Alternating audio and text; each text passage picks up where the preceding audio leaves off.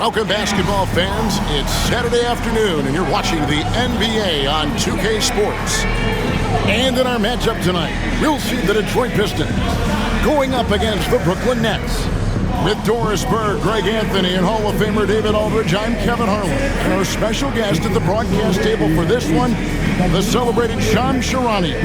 Hey, Shams, thanks so much for joining us tonight. It's a pleasure to have you here. Kevin, thanks so much. Always fun to hang out with you and all your crew and talk basketball. All right, I've told Doris and Greg and David, just buckle up because we are going to be on a great ride with you. And let's see what the Nets have coming up. On Sunday, they'll be matching up against Giannis Antetokounmpo and the Milwaukee Bucks. Then on Tuesday, they'll face off against DeAndre Jordan and the Denver Nuggets. And for that game against the Bulls, it's going to be their 7th outing on the year. You feel the team will continue to round into form. Here are the starters for Brooklyn. The guard pair, Schroeder and Thomas. Nicholas Claxton out there with Dorian Finney-Smith. And it's Johnson in at the 3. And for Detroit, the backcourt pair will be Cunningham and Ivy. Inside for him.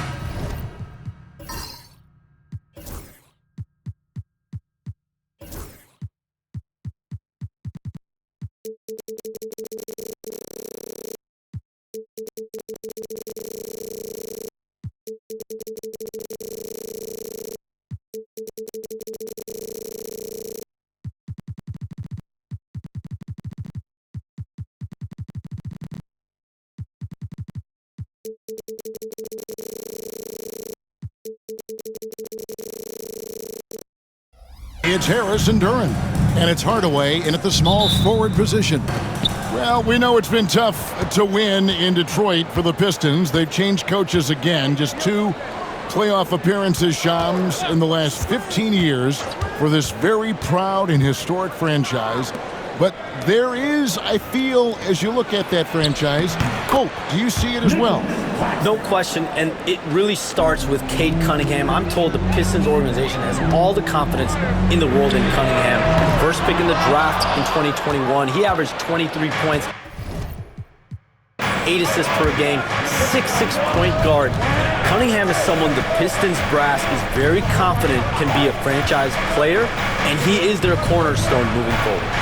He is a good starting point, I would agree. Well, for Detroit, their last game a loss to the Cleveland Cavaliers. Here's Ivy. It's good from long range. Oh, how about the good thinking by Ivy? I love when he goes right at it with the shot. Schroeder passes to Thomas. From the arc. The shot's good on the assist by Schroeder. The real. Come at us, and we're coming right back at you. And you would expect nothing less from these two, taking pride and making plays. Cunningham gets the bucket. A revenge bucket right there. Cunningham making up for the 3 points at the other end. It's Thomas on the wing.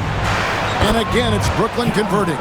And I like to see this. They're calling his number early, and he's delivering. They know that if this guy goes off, their chances of winning rise exponentially. Cunningham gets the bucket. And you see that motion shot. Cunningham very consistent from distance. Schroeder passes to Johnson. Claxton with it. The Nets working the ball around now. Claxton a screen on Ivy. To Finney-Smith. It's up a 3, and the Nets another 3. Now, Dorian Finney-Smith increasingly efficient offensively. Good feel for when to rise and fire. Harris, no good. And he's a good shooter from outside, but not sure from that deep. Boy, we're seeing it more and more. Guys looking to create additional space by stepping back further from the line. Cunningham dishes it to Harris. It's the 3-point bomb. And we saw some players banged up down the stretch last season, Shams. I'm told that there was a focus on maybe allowing some more flexibility in physicality. It definitely upped the intensity some, and I think that's what the fans want, but there are going to be some trade-offs, and that includes free throw rates, that includes game time, and in the long haul, adding some more physicality and adding some more attention to detail defensively, allowing defenders to play more and defend more. That should be good for the game. Yeah, those were good trends, I would agree. Sinks the triple. Finney-Smith's got 8. Well, this is where Dorian Finney-Smith has really come such a long way. What a transformation to a real threat beyond the arc. Duran, good, and the assist goes to Cunningham. It has been nip and tuck through the first half. Exactly, guys. The way it's seesawed back and forth, unbelievable. And Jordi Fernandez has called a timeout. He's made the decision. He wants to huddle up with his guys.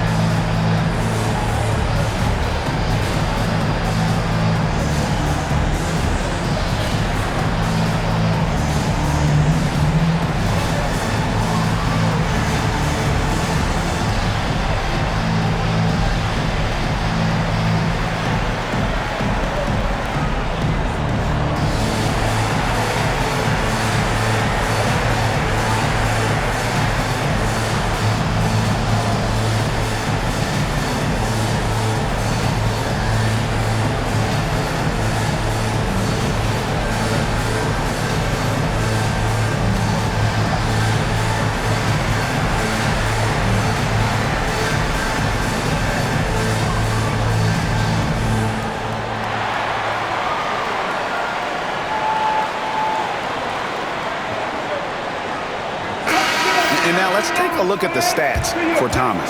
A very nice season for him last year. Averaged about 22 points per, 3 assists, and 3 rebounds. Well, fans of this team will take this kind of production from him without hesitation. I tell you, he has been a solid contributor. They have called his number, and he has delivered for them. Just under 3.5 minutes gone here in the first quarter. Passes to Johnson. To the middle. And Claxton throws it down. Oh, the athleticism on display. Nick Claxton makes these throwdowns look easy. You know, Shams, I don't know how many kids grow up thinking they're going to be an NBA in sight. But clearly that is something that you probably thought about at one time or another. Did you think that was going to be your path? Kevin, I knew at the age of 16 years old what I wanted to do, and this path I wanted to take an insider for the NBA because I love playing basketball, I loved writing, and I had a genuine passion for transactions, for the behind-the-scenes stories. So to be able to tell that story to the fans, I feel like I am one of the fans. That's why I feel like I can relate to the fans, and so that's what inspired me mostly to take this career path that I've taken. So connected. It is a pleasure reading you and hearing you. Kevin, appreciate you so much, and just know the stories will keep coming. And it's in there. Oh, that's money in the bank. Hardaway, terrific off the catch. To the inside. Here's Johnson. And then Johnson with the dunk. So far, both teams scorching the Nets. You gotta love it. Well, you love it when you can get off to a fast start offensively. You hate it, though, when your opponent does the same. And both teams here in a nice rhythm offensively, and that really says as much about the lack of D as it does either's O. Size and athleticism by Cam Johnson. How about that vertical? Pass to Ivy. Fires from deep. That's in, coming off the assist from Cunningham. Cunningham's got his 7th assist in the game. And Schroeder's got the ball here for Brooklyn, trailing by 4. And this is their first time matched up with the Pistons this year. Yeah, and they lost the season series to this squad last time around. Maybe a little extra motivation tonight to show they've improved. Now here is Harris. He's got 9. Cunningham for 3. And again, it's the Pistons from deep. Outstanding start from three-point range. Their shooters are on fire. There's Schroeder. Lands soft on the front of the rim and drops. I don't know what's happening defensively, but they're not putting up any resistance. The high post shot. And Detroit again with the bucket. Well, they're calling his number time and time again, and he is delivering. Schroeder against Cunningham. It's good. They are attacking the rim and getting great results. Pistons leading by 5. And you look at the way the league is moving now, Shams, are there less big trades than when you started or more? Perhaps a little bit less, but listen, the league is trying to keep parity in this league and allow teams to be able to keep their homegrown stars. There's always going to be plenty of interest, and that level of interest, not only from players from competing teams, but fans' interest, it's never been higher. And there's never any hesitancy, right? If a team feels they can get better, for whatever reason and however they do it, I don't think there's any hesitancy to pull on the trigger. Particularly when you're on the cusp of potentially winning a championship or competing, whether it's competing for the playoffs, competing for a title. If you can make one move that takes you from point A to point B, teams and general managers want to do it. Well said. And Jordi Fernandez has called a timeout. He wants to make some adjustments to the game plan, clearly.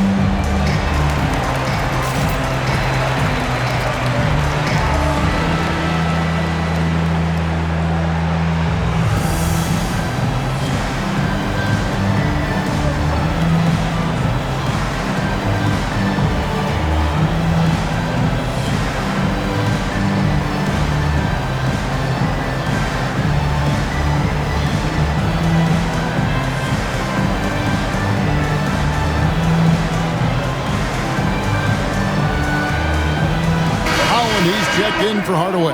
And the Nets also making a change. Simmons checked in for Dorian Finney-Smith.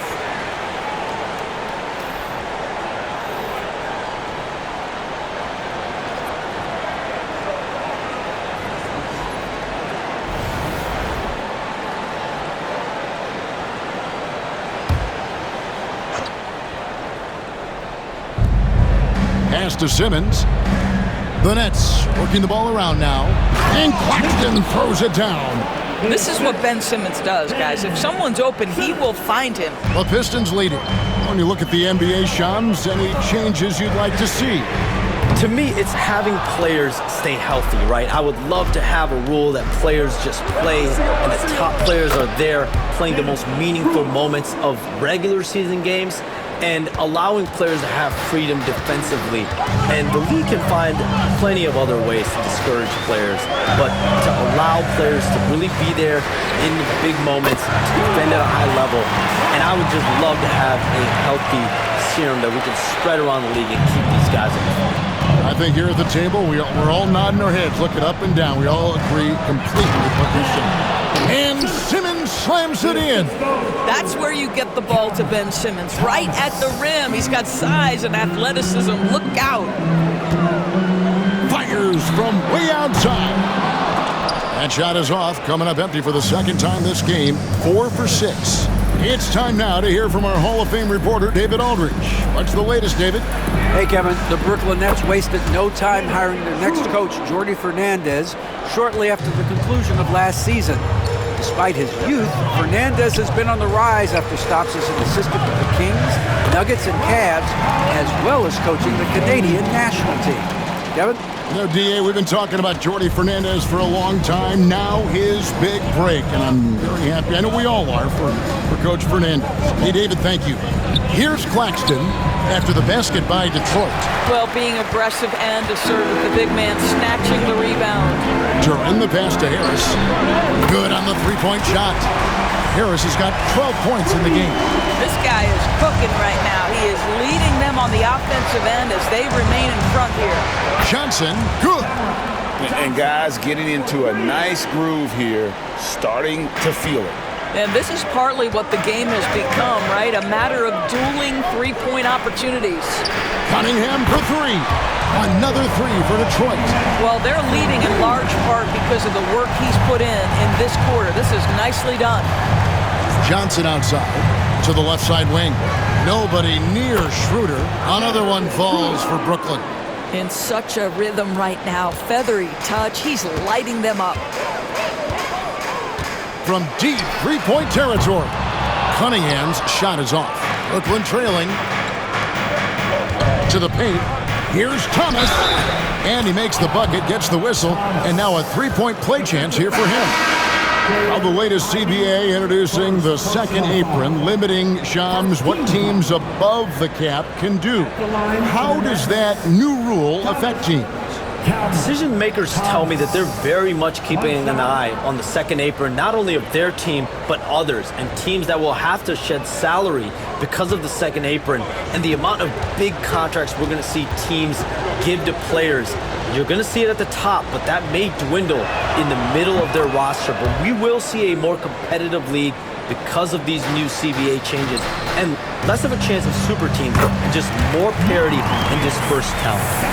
Do you constantly read over some of these CBA agreements? I would assume that you do, to have a full understanding of terms like the apron, like we just talked about, or all the other things, the luxury tax, all the things that make deals possible. It's one thing to have luxury tax, it's a whole nother animal now to have the second apron. And that, certainly for teams that are deep in the second apron, that limits their ability to go make major trades, to be able to sign players for more than the minimum. And we're seeing that happen to at least one or two teams around the league right now. So how will that impact things? But certainly the CBA being 50, 60, 70 pages, that's something you pour through before every calendar year. It is just fascinating. Beasley's checked in for Detroit. Cunningham comes in for Marcus Sasser. And the basket by Thomas. Thomas got 12 in the game. All right, defensively now, you've got to find a way to slow this guy down because he's putting it to you. Hardaway for three. That's in, coming off the assist from Cunningham. Cunningham's got his 9th assist in the game now. Outside Thomas. Inside. And finished off by Finney-Smith. Yeah, Dorian Finney-Smith has the ability athletically to finish near the cup, and he does so there. Cunningham for three. Makes that one his 6th of the night. Shooting a very healthy 6 for 9. Coming off a big game, his confidence couldn't be higher, and Coach knows it. Well, the best players, to me, deliver night after night after night. So as long as he's hot, keep riding it. They are just killing him on the interior. Launches from deep. Brooklyn with the rebound. 32 seconds left in the first quarter. Pass to Simmons. Outside Thomas. Simmons sets a screen for Thomas. 6 to shoot. Down low. Kicks it out to Schroeder. No good from outside. Beasley for three. He can't get that one to fall. Schroeder dishes to Thomas. Connects from three-point range. Now it's a 6-point Nets lead. Boy, the bucket's going to be 5 feet wide for him. He's dropping everything in. And so it's Brooklyn, with their lead standing at 6 points here at the end of the quarter. A terrific tempo and a great pace. The fast break has been a central part of their offense. We'll get right back to the action when we return.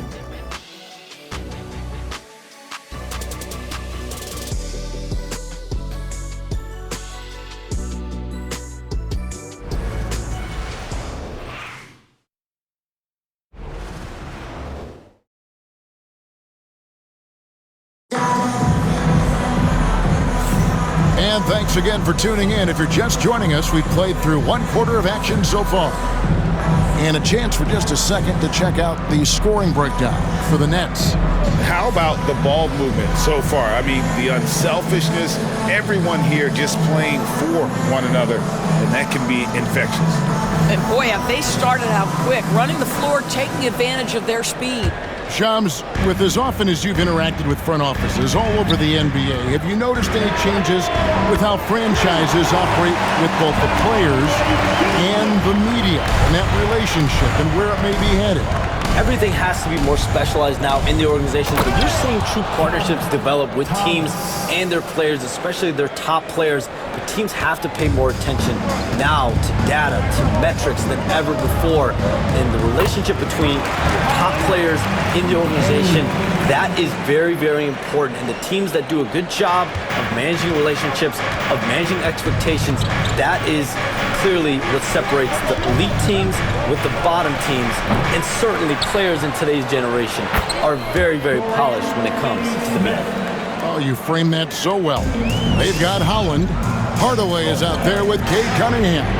Then it's Malik Beasley. And it's Stewart in at the 5 spot. That's the 5 and the 4 for the Pistons. The defense is far too slow to close out on those three-point attempts. Simmons finds Thomas. Simmons a screen on Hardaway. He had a nice open look right there. Thomas got 20. He nailed 2 from distance in the opening period. Now gets this one. To the right side. Here's Holland. That's in, coming off the assist from Cunningham. The real. Come at us, and we're coming right back at you. And you would expect nothing less from these two, taking pride and making plays. Yeah, he's shown terrific control of the pace and the rhythm of this offense.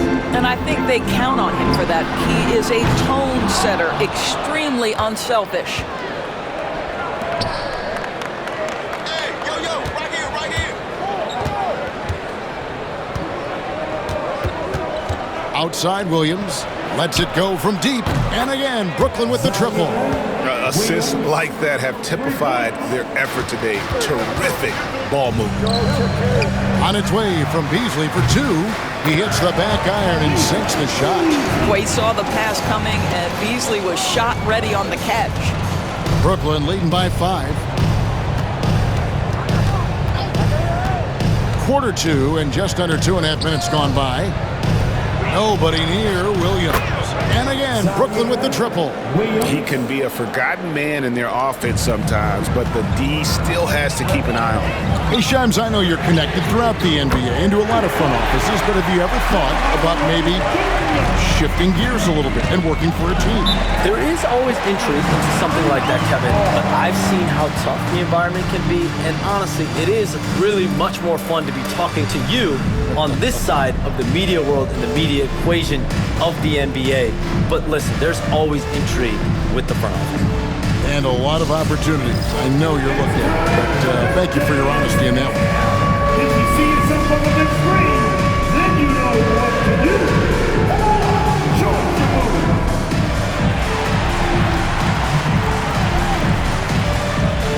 Bring down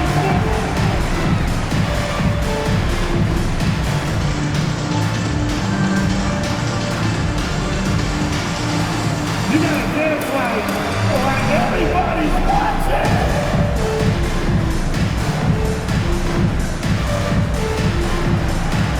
Oh, that's nice.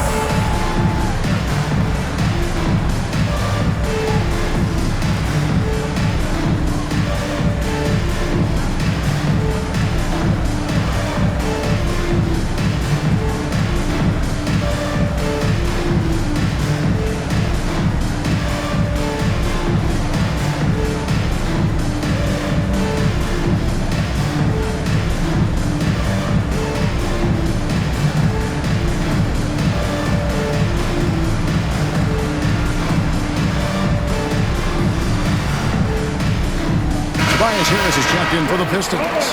Ivy comes in for Malik Beasley. Substitutions for your Pistons. Tobias Harris, Ivy.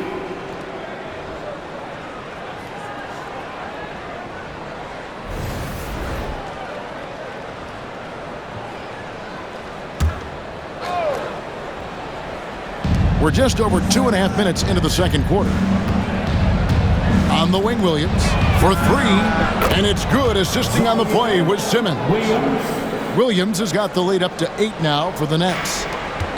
The Pistons have gotten all but one of their 7 shots in the second quarter to drop. Pretty impressive. And hard work on the glass. Once again, guys, they put a lot of effort and focus on the backboard. Lets it go with the 3. And Finney-Smith gets it to go. And it's an 11-point Nets lead. That's a dozen straight points coming off the triple. In the corner, Ivy with it. And they come right back with their own 3-pointer. Ivy's got 9 points.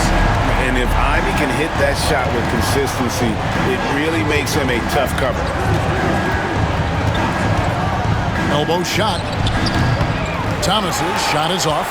Well, if the defense gives him that shot next time, they could get burned. I think he's just a little bit out of rhythm. Hardaway for 3. Another 3 for Detroit. And the three-pointers are starting to add up. That's his 3rd of the quarter, and it brings him to 4 on the game. Oh, and the jam by Williams. Ben Simmons, a guy who will find you if you are open. You love his setup ability. Here's Ivy. Another 3 for Detroit. He's going to force them to have to make adjustments. That's number 4 in terms of triples in the half. And Simmons kicks to Williams. Simmons sets a screen for Williams. Outside Thomas. Tried to come right back with the 3 of his own. It's no good. In the corner, Ivy with it. Jacks up a 3. Good on the triple. And now just a 1-point Nets lead. Oh, great ball movement there. And it's Thomas with the ball. He brings it up for the Brooklyn Nets. They've led by as many as 11 points. Drains it from beyond the arc. Thomas got 8 points here in this quarter. Well, the absolute response from 3 by Cam Thomas. Takes the 3. And another 3 for Detroit. Yeah, great outside shooting, really fueling this run. It's been a nice stretch for them offensively. I mean, the communication's great. The movement's been really good. This is solid team basketball. Thomas, that's good. That's his 5th three-pointer of the half, filling it up. And timeout called by J.B. Bickerstaff. He wants to regroup and go over the strategy.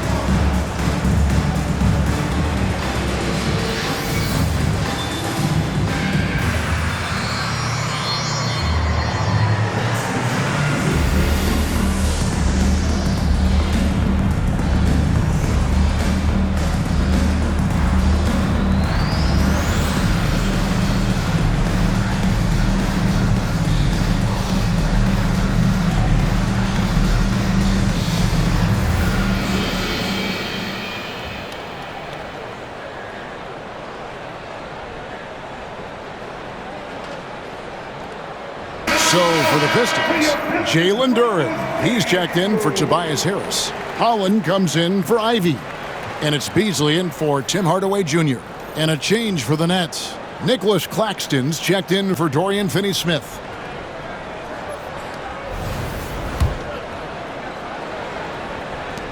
And so it's Detroit with the ball. 4-point game. Another possession, another assist. Dishing it all over the place in this one. He's tallying them up in bunches. On the wing, Williams fires for 3. And again, Brooklyn with the triple. Well, a tough first quarter for this guy. You like to see the shot go in. Nicely done. Puts up a deep 3. Stewart misses. Well, for Detroit, their last game a loss to the Cavaliers in Cleveland.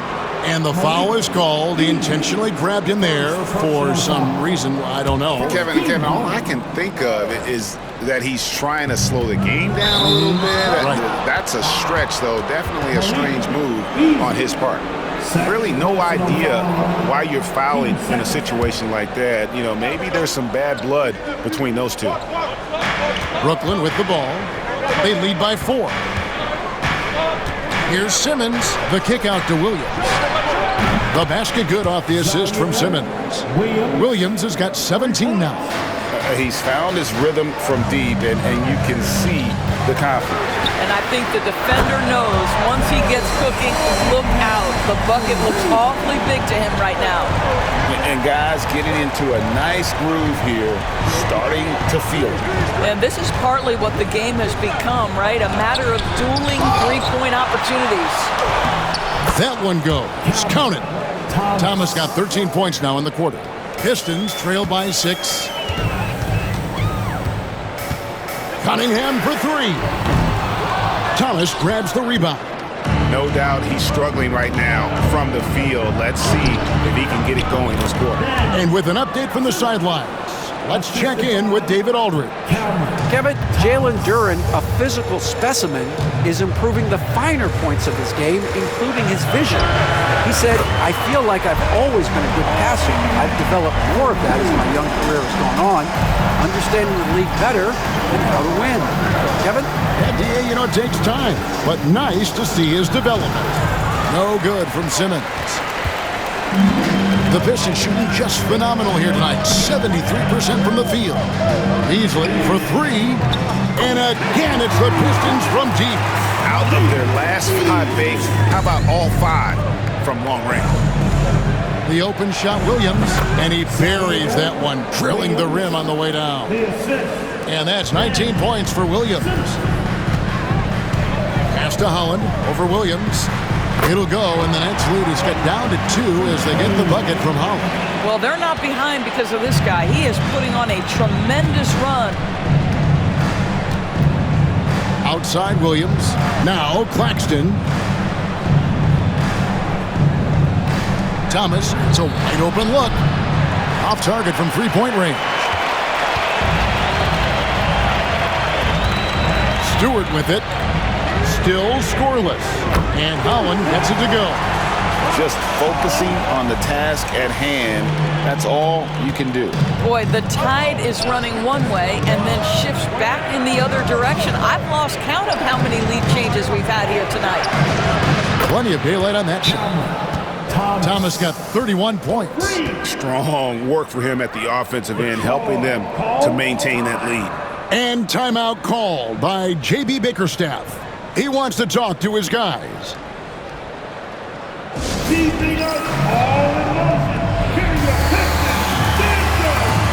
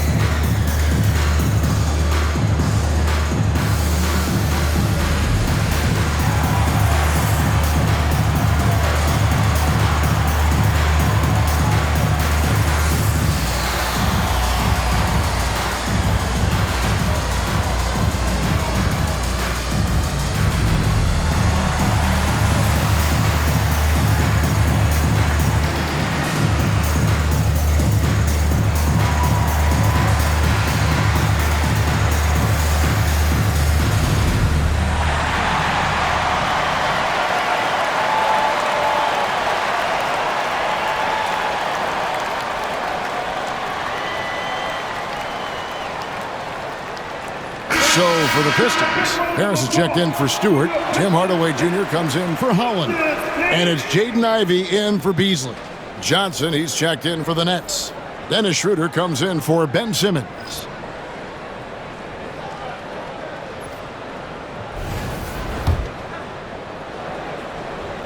The Pistons trailing. Here's Ivy. And another assist. And that's his 20th assist. Wow. Just doing a great job at orchestrating the offense. Johnson outside. There's Thomas with the three. That's in there. Johnson with the assist. Johnson's got his 4th assist in this one. Here's Harris. Again, the Pistons good for 2. He has become a pure shooter. And from mid-range, Harris is deadly. Brooklyn with the ball. Last game matched up with the Magic. A tough loss there. Well, when you're facing a team that's feeding off the crowd's energy, you have to bring your A game, and they didn't do that defensively. One thing you know, Greg, is you've got to pack your defense in the suitcase if you're going to win on the road, and they simply did not bring it. I'll tell you, he's in a rhythm and playing with purpose. Great first quarter, even better in the second. Schroeder kicks to Thomas. Bangs home the trifecta. Thomas got 37. We have watched Cam Thomas become more and more aggressive from three-point territory. The shot by Ivy, no good. A shot like that is a polite way to say, hey, coach, bench me. And funny thing is, if that doesn't get you benched, I have no idea what would. And here's Harris from the arc. That one is good again. He's 6 straight from the floor with the basket. Even after all those three-pointers he hit in that first quarter, it looks like the D still didn't learn its lesson as they've left him open for another one. Peter passes to Johnson. And he takes it in for the layup off a very nice feed. Johnson's got 9. They're doing a really good job of getting the ball inside and attacking the paint. That's an area they have completely dominated. Now Schroeder following Tobias Harris's three-point attempt. Claxton the pass to Schroeder, and that one good. Schroeder's got 4 points in the quarter. Those defenders just look a little bit gassed. I mean, they're getting pushed around on that low block. Johns, I am so sorry our time has run out. It has been great having you here with us. We appreciate your time so much, and I hope we do it again soon. Thanks, Kevin. Anytime. You know, when I'm not on my phone, I'm here to talk to you and talk hoops with you anytime. Oh, I love it. Thank you so much again. ADB, wasn't that terrific talking to Shams? He is as plugged into everything around the NBA as anyone you could hope to meet. A guy who's really in the know, and as somebody who prides themselves on doing research, boy, you have got to respect the legwork and the dedication he brings to the table. And here's Schroeder. After Tobias Harris getting his shot to go from deep, here's Thomas, and he finishes nicely on the layup. Thomas got 41. I'm not sure how we define a difficult finish for Cam Thomas. This guy finds a way through contact. Nets leading by 3. To the paint. Kicks it out to Schroeder. And a wide open look for Claxton. Knocks down the 3 ball. 11 points in the game. That's a tremendous pass from Schroeder. This guy's such a dependable offensive player. And this has been an outstanding display on the boards, and it's a big part of why they have a lead in this game, doing the dirty work down low. To the inside, here's Claxton, and Claxton throws it down. Well, known for being a terrific passer, he shows you right there. Case in point. With 1 on the clock, he can't get that one, and so that brings the first half to a close. Brooklyn ahead. They lead by 8. And now let's catch up with David Aldridge, who's standing by from the sideline. All right, Dave. Thanks very much. With J.B. Bickerstaff, Coach, what will be the areas of emphasis on defense in the second half? Well, we got to do a much better job just being physical, fighting them deep down in the post. We got to be very aggressive early, not letting them get deep post catches, make them have to kick the basketball out and not take those easy buckets. That is doing your work early, and we'll see if you can do it in the second half. Thanks, Coach. Back to you. All right, David, thank you. And stay with us, folks. We'll be back just after halftime to get the third quarter started.